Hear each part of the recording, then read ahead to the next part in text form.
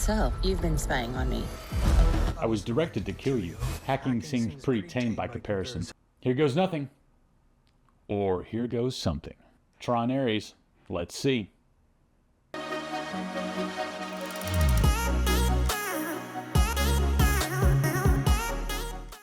Hey everybody, welcome back. This week we got to see Tron Ares, directed by Joaquin Ronan, starring Jared Leto, Greta Lee, and Evan Peters.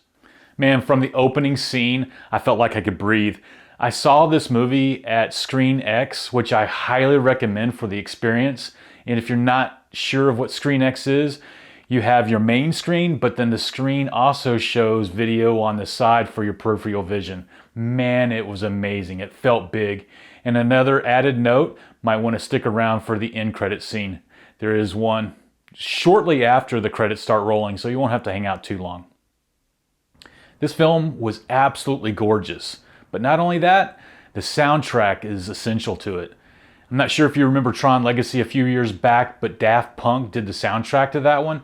9 Inch Nails, they do the soundtrack to this movie, Tron Ares.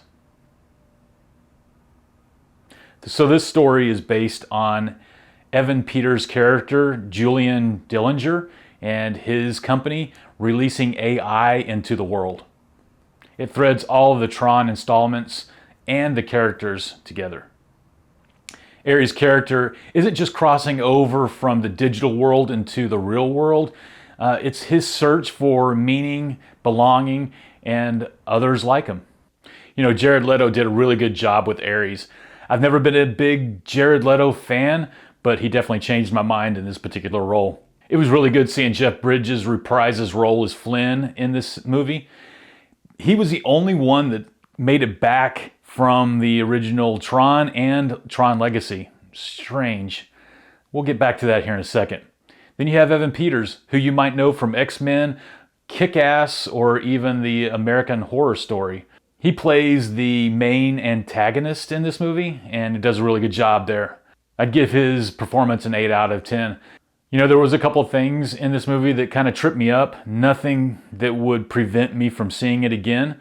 But I do have to say, the lack of the characters from the first 2 episodes not being in here, especially Tron not being in this movie, I think that they would have done better if they called this Ares a Tron story.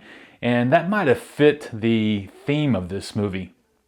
There were a couple of quotes in this movie that I really loved. The first one was, "I am fearless, therefore I am powerful." And this reminds me not to let fear cripple me. And in the same kind of vein, the second quote that really jumped out was, "The things that make life great also make it excruciating." And that tension and beauty and pain, that's what this movie is about with the connection part of it. Hey, so when it comes down to it, I'm going to tell you to go see this movie on Screen X. If you have the opportunity, please don't miss out on that. And you know, with all of that, it reminded me of Romans 12:2, where it says, "Do not be conformed to this world, but be transformed by the renewal of your mind, that by testing you may discern what is the will of God, what is good and acceptable and perfect." You know, that's a call to resist the gravitational pull of culture, especially when it's driven by fear, vanity, and distraction. And instead, let's pursue a deeper spiritual-led transformation. And in the context of Tron Ares, it's a powerful parallel. Ares enters a world but does not belong to it. The question becomes, will he be shaped by it, or will he reshape it? Hey, did you know that this is the first Tron film in 15 years following Tron Legacy? Wow, 15 years.